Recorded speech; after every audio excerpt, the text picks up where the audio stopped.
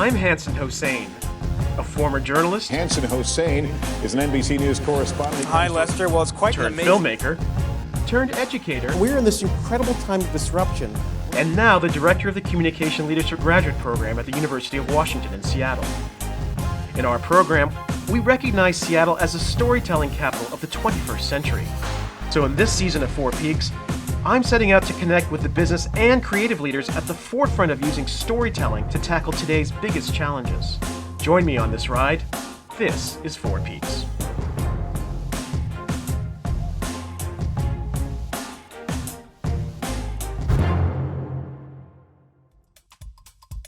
On today's show, is Mark Gonzales a poet, a prophet, professor? He says stories are the engine of identity and is using narrative as therapy to overcome trauma. I met up with Mark on campus at the UW Club for a lunchtime chat.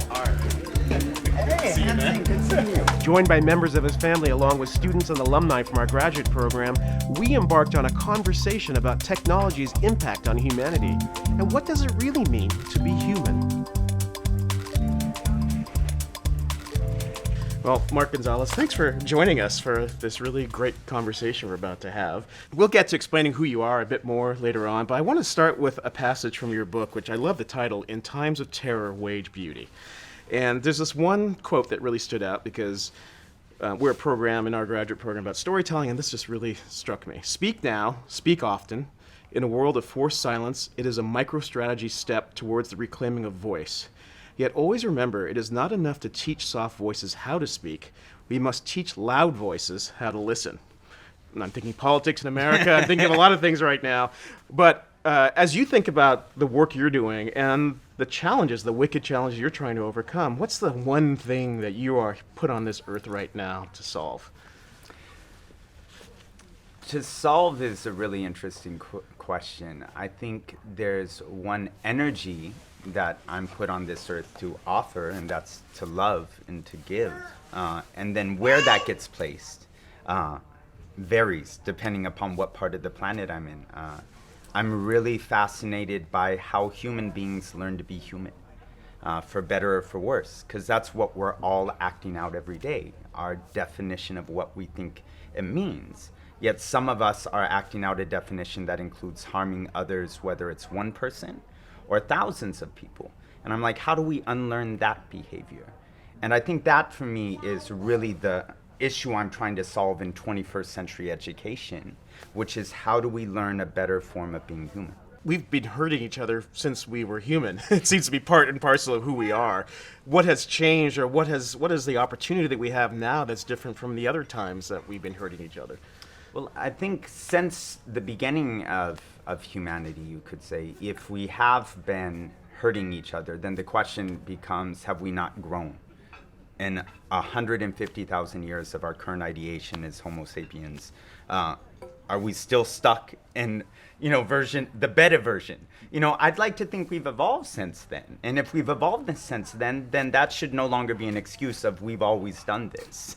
I think that's a kind of like, easy way of saying, I just don't want to deal with the issue, which a lot of people, when you really get down to, comes to, I don't feel I have the power to change it, so let's just not talk about it, because it feels uncomfortable to not have power. And speaking of talking, especially if you spend a lot of time on social media today, you would get the impression that all the things that we're sharing, that this is the worst time in the history of humanity, right? Despite all the statistics that say there are fewer wars, fewer deaths, bigger population, but we have this sense that things are actually getting worse. You look at Europe, you look at the conversations, the political discourse here in America right now. How do we deal with that? So one of the things that I always think about is the human heart. And I think about the human heart hasn't had a physiological upgrade probably in about 80,000 years. Yet the information that the human heart is absorbing and, downloading, if you will, has increased probably about 10,000 times, at least in the last 500 years. So what does it mean that the amount of information that we're continually being exposed to is exponentially growing, but our ability to process it emotionally hasn't? That's it. So our head has definitely expanded, right? Right. But what you're saying, our heart hasn't really come along for the ride. Right. So it's like the tires you got are still the training wheels, but now you got a souped up engine and you're hitting the gas really good. And you're like, why do I keep on, like hitting the road? Yeah. Well, I totally get that. So, you actually have said very publicly that stories are the engine of human identity. Do you see storytelling as the way to soup up the heart, to keep up with that engine up in the head? I think that there's kind of two camps. Those who say that's fluff, you just want to talk about stories, that's not going to create real solutions and meaningful impact in people's lives. And then there are those who are say stories are everything. If we could just get the stories right. And I find this binary way of thought isn't really helpful to a person, much less a people. And so stories are absolutely an essential ingredient, and they're an ingredient too often left out of every conversation of policy change, impact, of decision making, even in terms of mental health and well-being, of like, what are the stories we tell ourselves when we go to sleep, and how does that affect our psychological health every day? I feel that too often storytelling is left off of those fields. And then I do feel that there are those groups who are like, if we just told each other stories, there'd be no harm. I'm like, yeah, I don't think that's necessarily going to resolve world hunger itself. Because the stories themselves can reinforce our sense of identity. And identity is good, but actually a super strong tribalistic sense of identity, such as what we're actually seeing today in our political world, can be negative as well. So this is where, for me, the words we place within the stories are very important. And one word you used, tribalistic, like for me, every word has a definition. And I think often we've captured ourselves in this binary of tribal, civilized. And where we're like, the tribalistic people are continually harming us and keeping each other. And I'm like, well, actually that form of human organization as a society kept us alive for about 120,000 years. So it can't be all bad. So the Tea Party is actually good. Well, I'd say nationalism in a lot of ways is a form of tribalism, or we could say tribalism is a better form of nationalism. I mean, it depends what narrative we want to place. We have to say, though, that our current forming of human society does need work. Now where we go, we have to say that both the past, we can't go back, unless 100 years, 200 years, we get time machines, and then, okay, maybe we can look at that as an option, but right now we can't go back to that model of organizing, at least within public cities like this. When you go to different parts of the world, you realize tribe is a very living part and a necessary part of staying alive. It means I have an obligation to those around me, whether I like them or not. Otherwise, we're going to die when winter comes, and that has to be in place. It's a form of collective survival. Exactly. That's really interesting. So when it comes to your sense of identity, which it was really compelling. One of the reasons why that's your daughter speaking to us. And that's a big part of my identity. Yeah, now. absolutely. Mine too, in terms of my kids and my family. It's such an interesting background. Alaska, Mexican, Muslim. How do you weave that all together in terms of the story about your identity? I think that's a continual question in my life. One level of how do I weave it together in a healthy sense when you live in a narrative of Trump of this day and age, which is like, people Has Trump trumped our narrative? In a lot of ways, I think he's reinforced the idea if you yell loud enough, people will pay attention. And I think that's one of the part of the ideas of like, okay, we think in order to counter, challenge, or transform narratives, we just need to shout louder. And I'm like, I don't necessarily think that's the way forward. However, in terms of just my identity, I always think of myself as a son first, my dad's son. And your dad's now, here today. Yeah, and now I think of myself as a father, and I'm learning how to think of myself, as a father and a husband and a son simultaneously. And I think that's one of the things that kind of shifts in life, is that we realize identity is not this fixed concept that we're often told. And even the way we refer to Mexican identity or American identity or any cultural identity, we always say like somehow there's this one authentic version of it. And it's like, no, it's always changed throughout time. Every cultural identity is on a trajectory. Every human identity is on a trajectory. And so for me, it's like, okay, what does this mean to me in this day and age? What does this mean to me right now? And it's like, this has become my identity. And it's like, literally, you're a part of me. And I learn about myself every day through her. There's this great line, I don't know if it's from Gandhi himself or from the movie, but he was asked, what do you think of Western civilization? And Gandhi said, I think it would be a good idea. Yeah. So I need to ask you, I mean, especially as a Muslim, Islam seems to be a dirty word in Western civilization, whether it's in North America or in Europe right now. And how do you deal with that in terms of your identity on a daily basis? Because you go back and forth between Tunisia, Palestine, back to the United States. I'm sure that this is at the forefront of how you have to interact with people who think differently about this. Yeah, I'd say that we live in a country, sadly, that if you look at its social and historical trajectory, at one point, and a lot of people would argue even currently, black is a dirty word in American linguistics. Mexican is a dirty word in American linguistics. For many years, woman was a dirty word in American linguistics. There's a legal battle being fought over right now, whether or not, queer and gay identity is a dirty word in American linguistics. And so for me, these conversations is, how did we get to this point where a word we use to articulate what a person defines themselves as, a person who is not that identity, then, without even encountering them or meeting them, lumps thousands and millions of people into a category as less of a human than me, and does that in order to justify policy and legal decisions that could affect their life expectancy. Does it feel like that's happening more than not, or have we actually just confronting it because it's just risen to the top and we're dealing with it as a society more often than we have? I think about the noise. Again, we live in a country of 300 million people.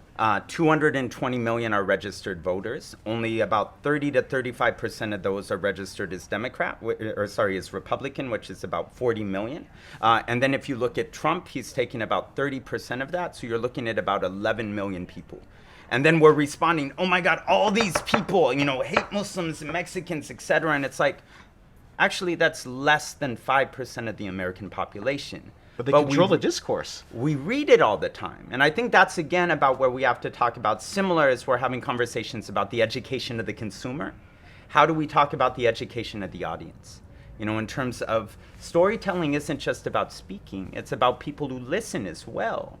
Otherwise, we're just talking about lecturing and monologuing. And to me, that's really boring forms of storytelling. Like, storytelling is supposed to excite the human imagination, both for the speaker and for the listener. Well, there's people here today. What could the individual do about this? And I'm actually really fascinated by the family and the small circle model, and how do we do small circles to big ripples? And I think about that just in what can everybody do? Is I just think about what are the stories and conversations we're having with the people who raised us? What are stories and conversations we're having with our neighbors? What are the stories and conversations we're having with our children? What are the stories and conversations we're having with our siblings? And how do we really look at that?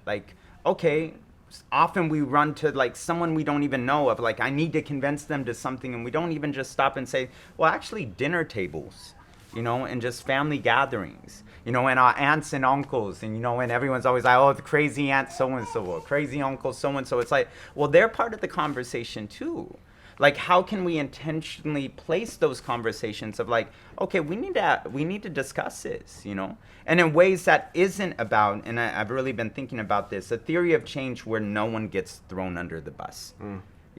That how do we begin to envision, articulate that? And I believe, because we operate a graduate program that really does employ the tools of discourse and scale because of the technology, that we actually haven't, now that we've gone past this sort of point of, wow, this is great, we have all this power, we actually haven't taught ourselves the heart part of this, right? And so we actually have to take a step back and say, wait a minute, we are actually engaging in an irresponsible form of discourse, and we have to figure out what our new norms are, because we're using old 20th century norms of discourse in a technology that just we haven't figured it out. And so it actually feels very toxic right now in how we're reaching out to each other. But I believe it's just because we just haven't taken a breath to understand some of the things you're talking about. I also find it fascinating that the iPhone only existed about 10 years ago. Well, it's 2007, right? That's when it was introduced. So on one level, when we're talking about the new norms, we've projected it as this has been this way for 20, 40, 50, hundreds of years. And I'm like, actually, social media as a concept is 10 years old. And so we're still trying it out as a species, really, and then that species has societies that each has its own new norms, but it's we're still trying it out.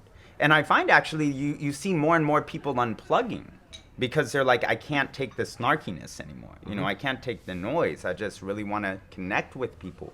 And you find people going to smaller and smaller circles. And so that, you know, I mean, it's the kind of normal blowback to any like overexposure to anything. But I'm interested to see how it works out in the next 5 and 10 years. Yeah. I wanted to show a little excerpt from a video you made, I think a few years ago, which we'll show this on the show, but I just really like the overall ethos and ethic of this, and I'll play this as loud as I can, even if you can't see it.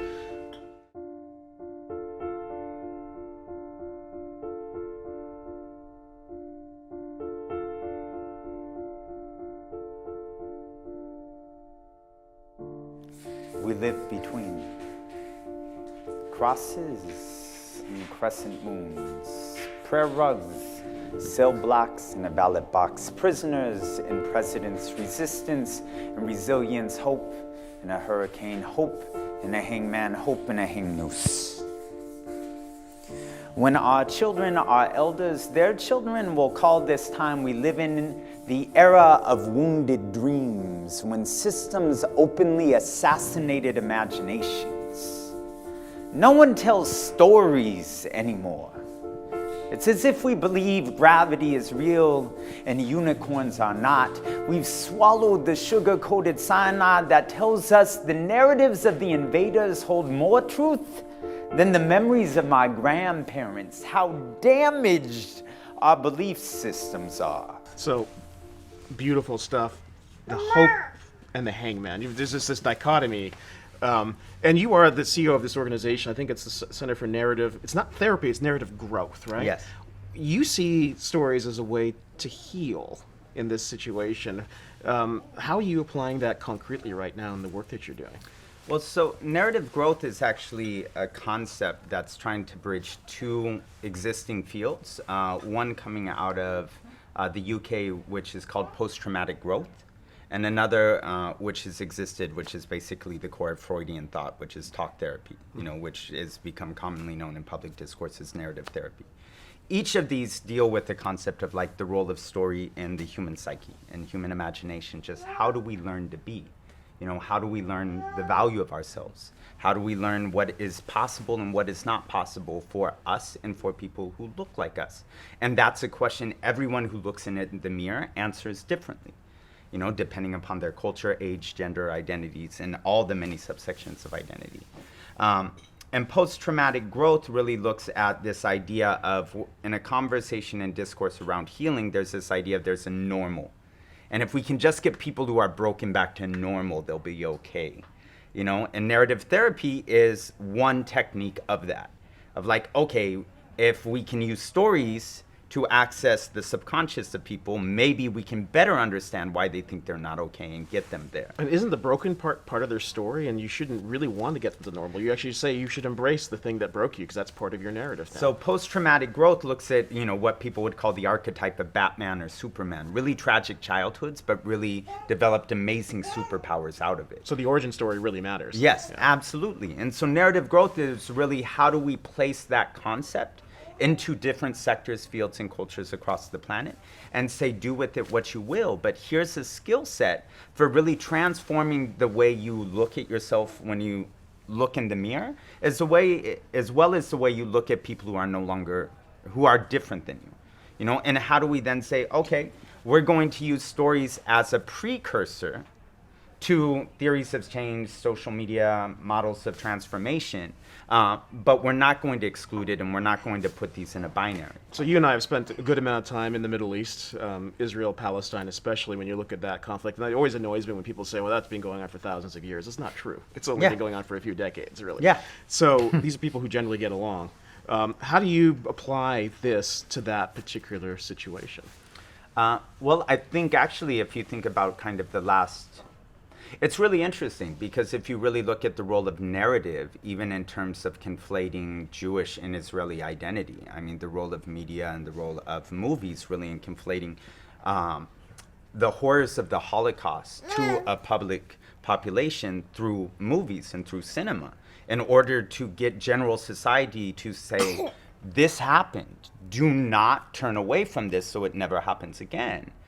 But then how does that narrative then get placed into policy that then justifies further violence? And part of that happens is then another group is silenced. No, no, no, no, no. That narrative doesn't fit into this nice, clean narrative of we messed up, we'll never do that again. So we need to keep you silent because this one makes us feel good about healing ourselves of something we did wrong. And it's like you don't heal wrong by creating another wrong. And so for me, part of narratives within that is of the multiple people who comprise Palestine, both within Palestine as well as the 10 million plus of the diaspora and the refugees since 48, then it's like, okay, where is their story in this? We often go straight to religious identity or cultural identity. I think about an 80-year-old man I sit with who can never visit the cemetery his parents are in. That's to me the stories that are off the table.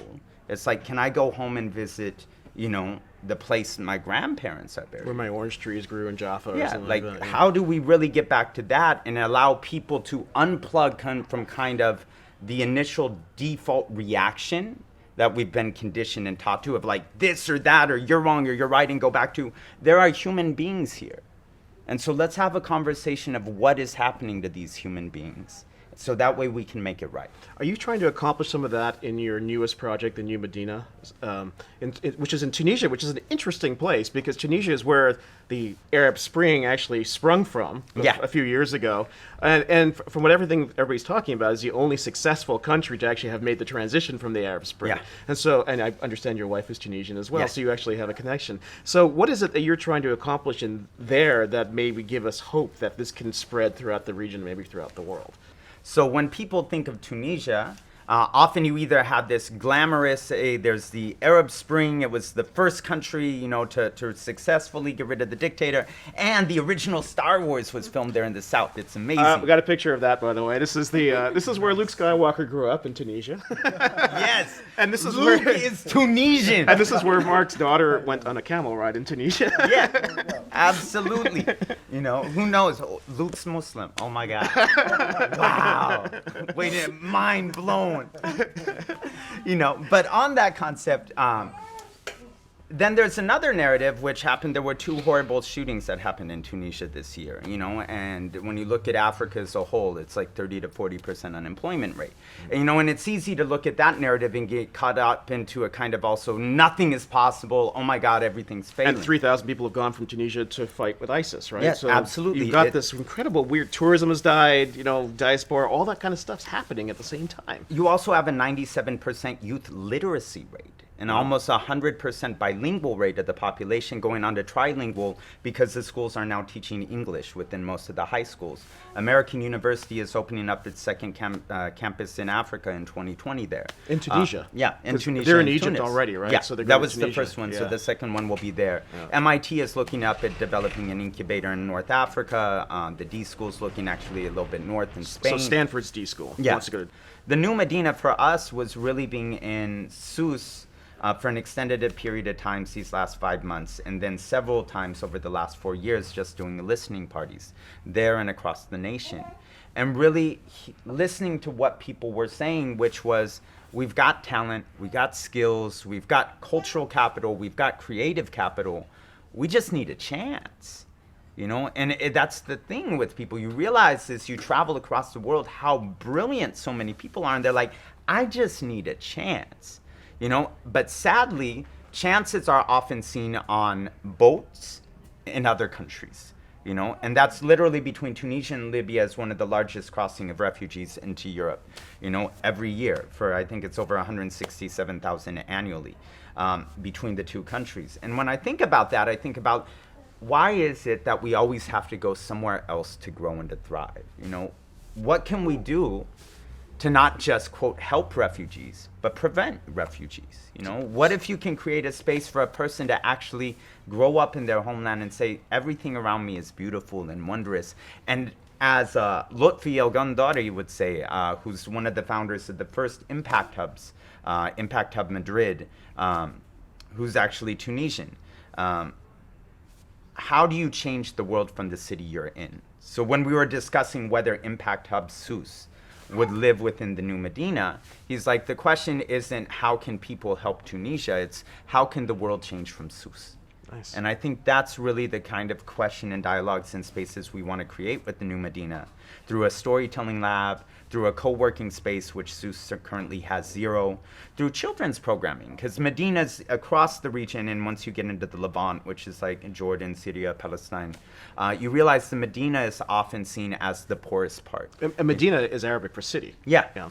Yeah, So and it's the a old place of city. gathering place, right? You know, it's Yeah. the old city of most of, what has become these metropolises. But because it's the old city, it's where people who have lived there the longest are, and they often have the lowest amount of income.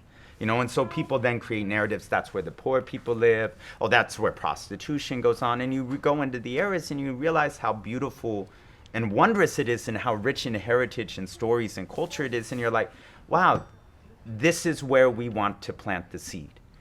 This is what we want to grow.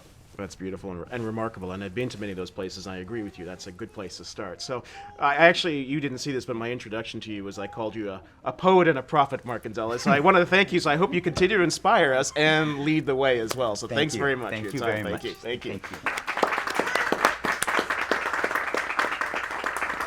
She did great. My colleague Anita Verna Crofts teaches a foundational class in leadership through the lens of creativity and narrative. Her final assignment, to solve a communication problem in a way that is both novel and useful. In the last session of each class, students present their projects to each other while Anita and I look on. Afterwards, the students vote to choose the most successful projects. This season on Four Peaks, we showcase the top vote getters. So my name is Kara D'Amato, and my project is about cyberbullying. To give focus, I decided to narrow it down to social media and younger teens. After some research, I found this website called Rethink, and it's the software that you install on your computer, and any website you're on, the algorithm will identify positive and negative language. And so I started thinking, well, what if I use color to demonstrate good and bad? So I came up with this idea of Speak Green. So Kara was really interested in bullying and its relationship to empathy, specifically online. For many people, I think the online space is seen as really fertile for negativity. Kara's project turned that a bit on its head and said, what if there was a way to identify hurtful speech, but then to have that human element course correct? For example, let's say with Facebook, if there's a picture with a comment section and you type a comment and post it and it's a nice comment, then it gets highlighted in green briefly and then that green goes away. But if you post something that's negative and it recognizes that negative language, it gets highlighted in red and that goes away, but then a little icon appears next to the comment that allows people to vote whether it should be deleted or not. The point is to help people understand that their negative language affects other people. And I feel like this is a very uninvasive way to do that. And I think over time could really help people be more aware of what they're posting. That's our show. Thanks for joining me on this ride. Come along next time as we continue to explore the intersection between creativity and story. For more, go to fourpeaks.org.